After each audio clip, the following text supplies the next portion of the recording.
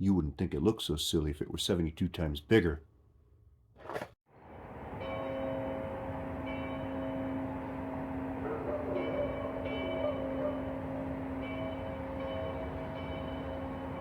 So the first time I saw a KV-2 was when Plasmo built one a while ago.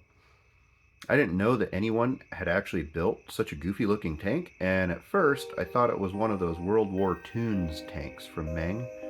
Anyway, I got intrigued by its weirdness, and the more I learned, the more I wanted one of my own.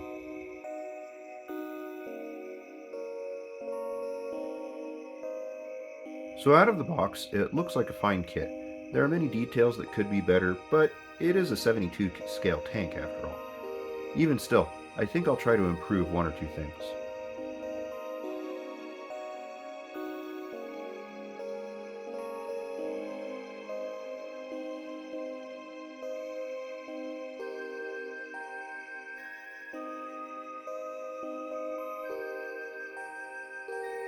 Actually, I spent a lot of time on this barrel. I know they make an aftermarket metal one, and it may be worth it.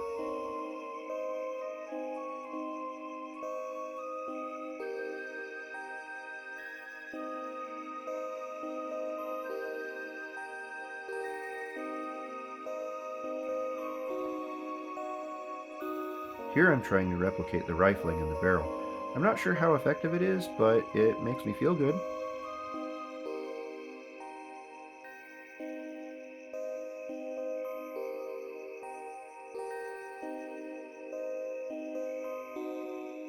The gun assembly didn't fit to the turret properly, so I had to trim this tab down a bit.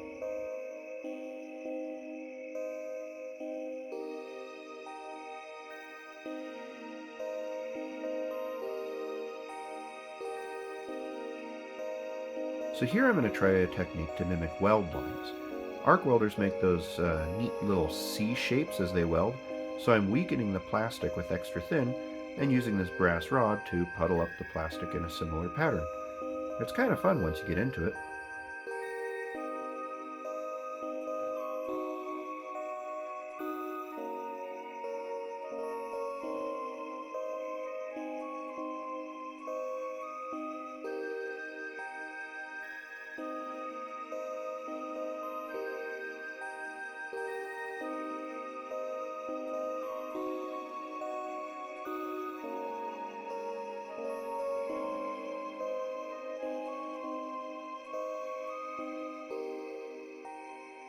I didn't like the solid steps, so I'm going to replace them with copper wire.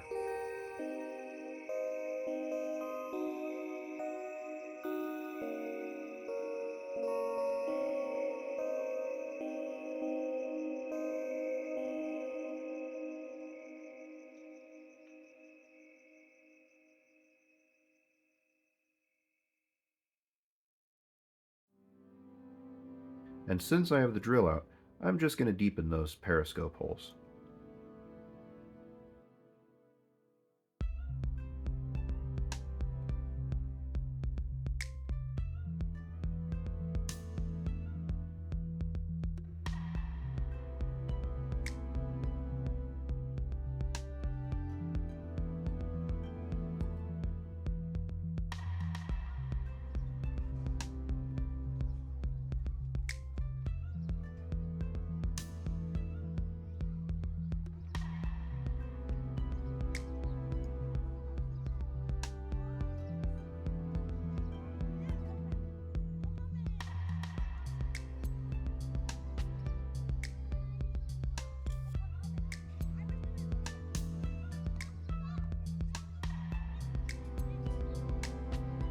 Ah yes, I remember why this is only my second tank. It's the 385,000 wheels.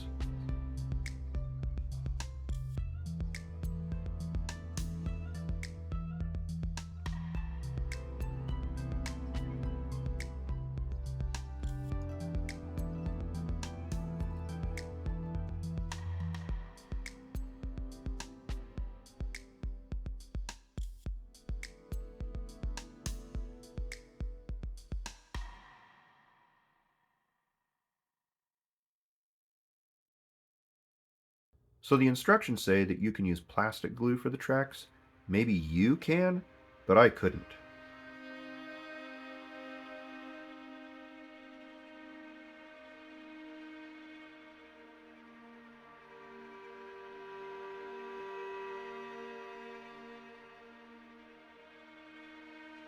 And here's my obligatory screw up.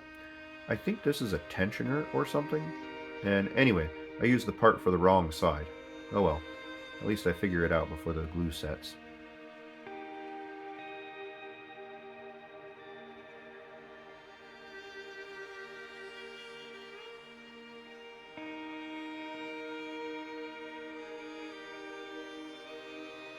So, there's two things I'd like to upgrade. Those little triangle support thingies and the exhaust grills. I didn't purchase any upgrade kits, so I think it's time for a little redneck photo etch.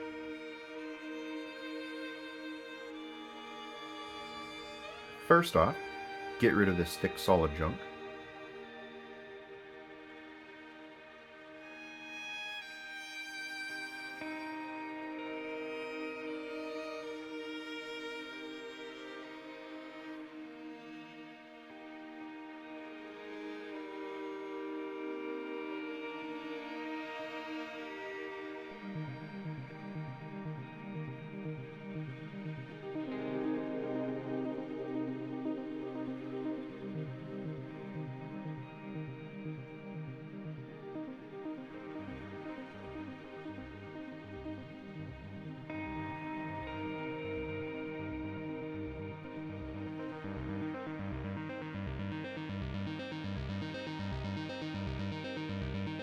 This is a beer can.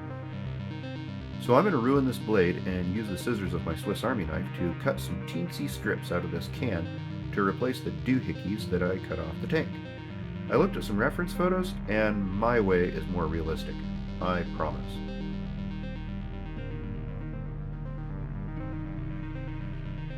By all rights, I should have cut myself.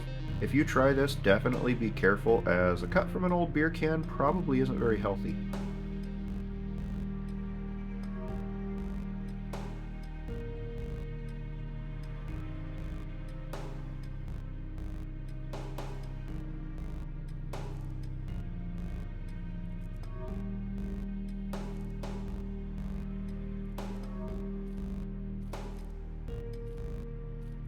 By the way, if you like these videos, don't forget to hit the like button. You might also want to subscribe too. I put out a new video each week, or at least I try to. This week I almost didn't make it because I got really sick. You could probably still hear it in my voice. And also, if you dislike these, hit the dislike button. But if you would, do me a favor and also leave me a comment and let me know what I could do better. If it's something like, I don't like your face, well, I'm kind of stuck with my face. But if it's something I can improve on, I'd actually like to see if I could do a better job.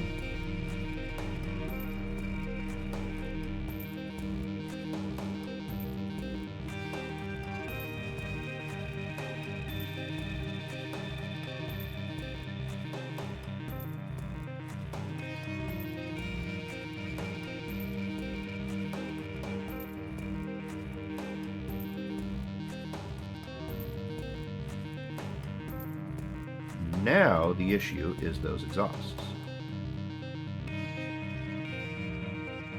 This is a reusable coffee filter.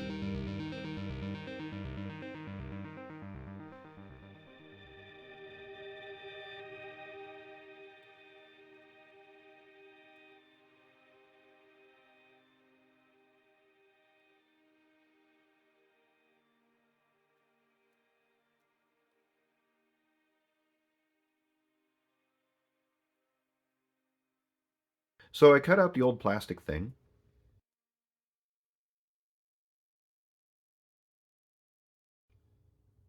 and put in a little piece of that mesh.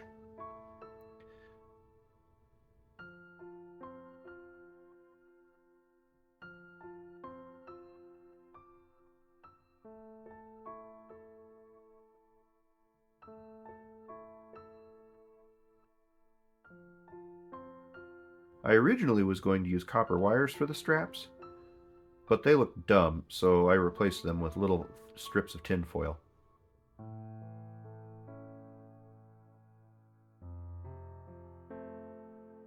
Oh yeah, I mimicked bolts too.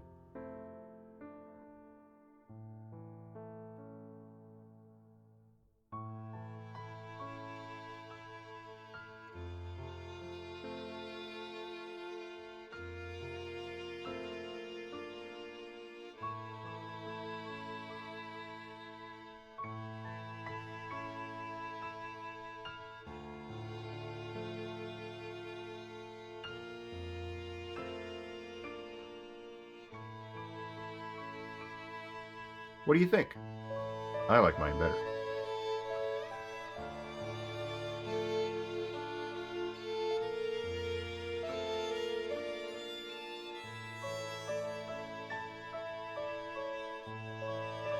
Finally, in the reference photos, there were these bars across the exhaust, so I decided to include them in my tank too.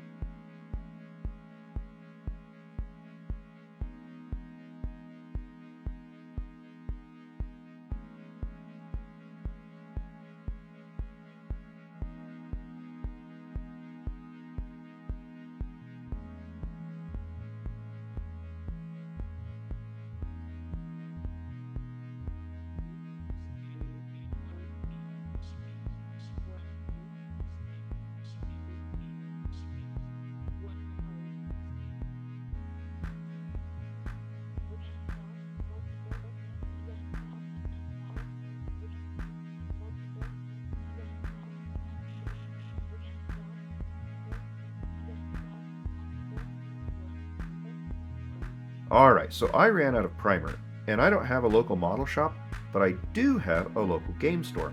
They're called Dyson Duels, and they set me up with this Citadel product. I'm definitely going to be going back because the staff was really cool and super helpful. And by the way, it's just a neat little store. I'll put their Facebook page in the description if you want to check them out. By the way, they're not sponsoring me or anything, I just had a good experience and I want to give them a shout.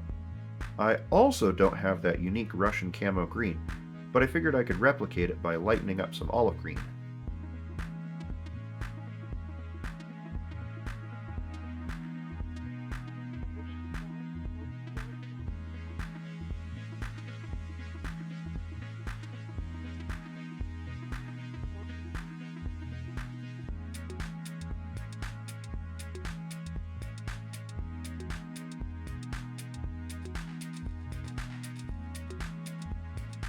Maybe?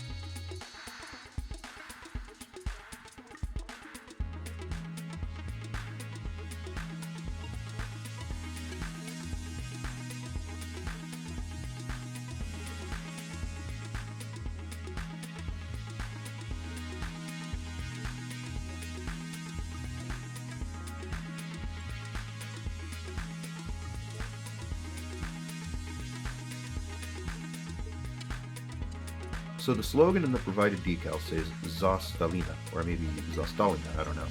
What I do know is that means "for Stalin," which is historically accurate. Soviet tank crews wrote that kind of thing on their tanks, but for me, it's a problem, because I really dislike Stalin. So I'm going to attempt to hand paint the optimistic slogan "Berlin" on mine, which means "to Berlin."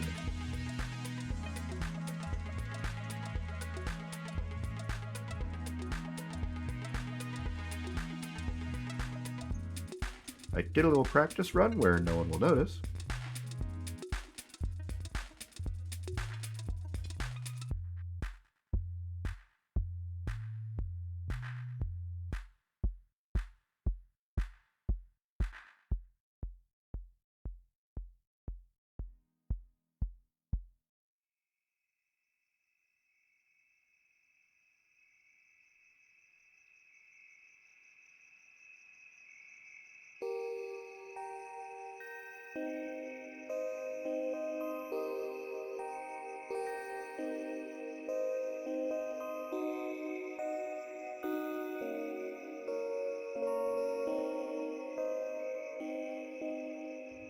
Not terrible.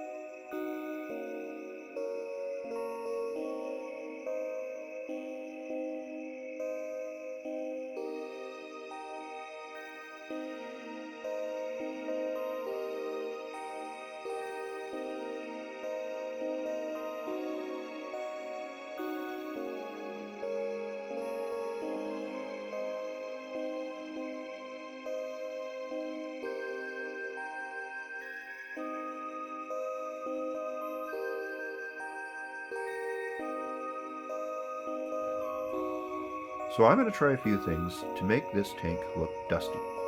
Since these were almost exclusively used and lost in the summer of 1941, and since Soviet roads were normally nothing more than dirt tracks, I figured there would be little mud and lots of dust.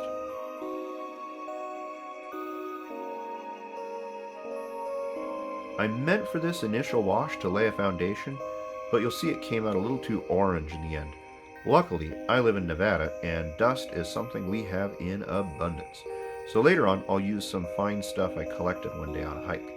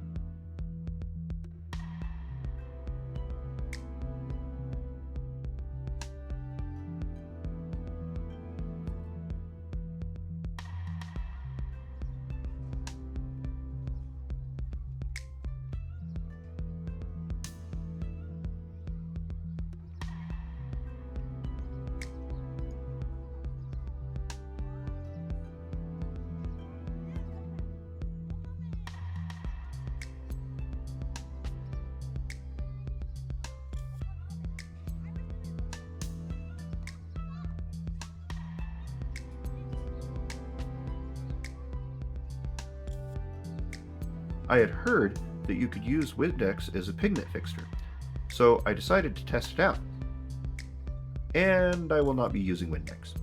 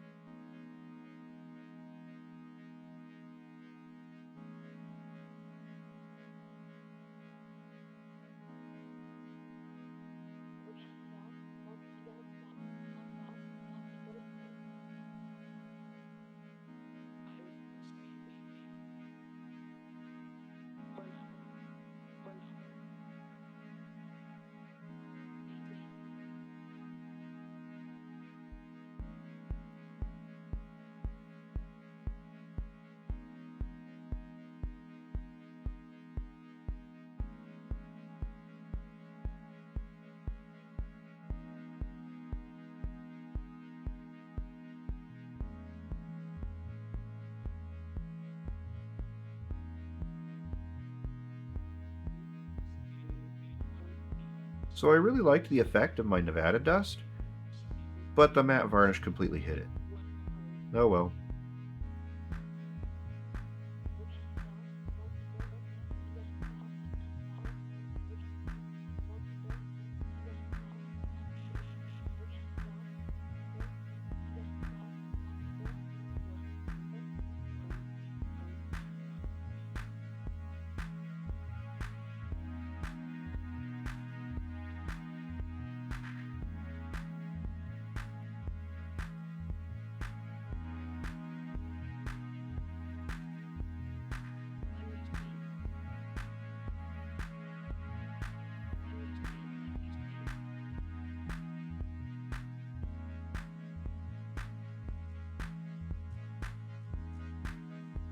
In the end, I decided to just dry brush some ochre oil paint to mimic dust.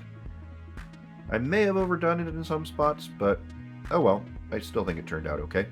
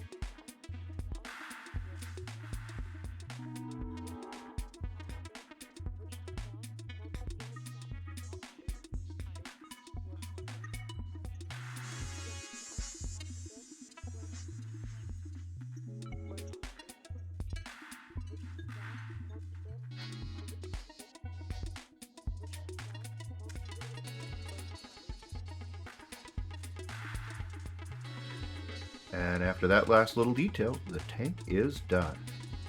Well, once I attach the turret, of course.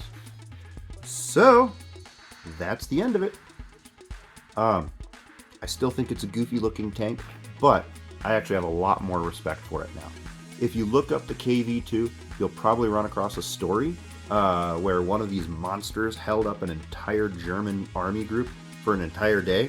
And in fact, in the Battle of Versailles, one of these did survive the initial tank charge and parked itself at a crossroads and then proceeded to shoot up a bunch of trucks and some anti-tank guns, including some 88s, by the way. And it did take the Germans until the next morning to actually disable the tank and probably kill the tank crew.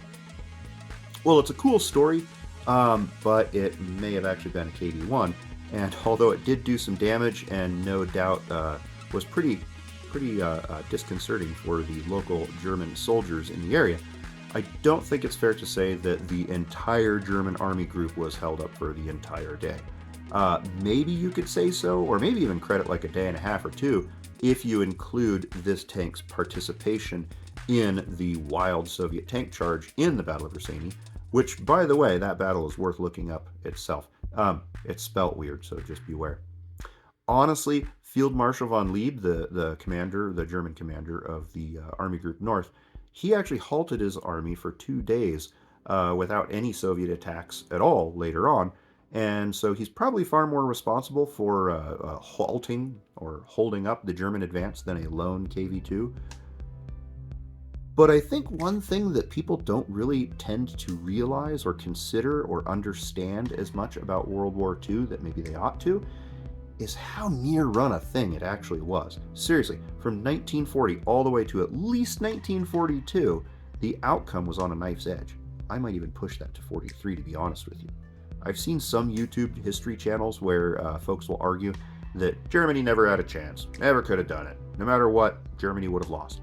And I don't buy it. My opinion as an academic historian is that notion is ridiculous. Consider the German army was advancing sometimes 40 miles a day into the Soviet Union in the summer of 1941.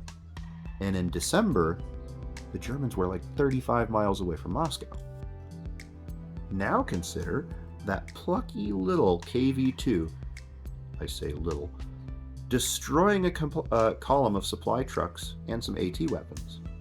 What if that tank hadn't been there? Would those few trucks have been that little extra that could have tipped the balance for Army Group North? Maybe. Whatever the case, that tank crew was in fact heroic and deserves to be honored. And this is my tiny little tribute to those brave men.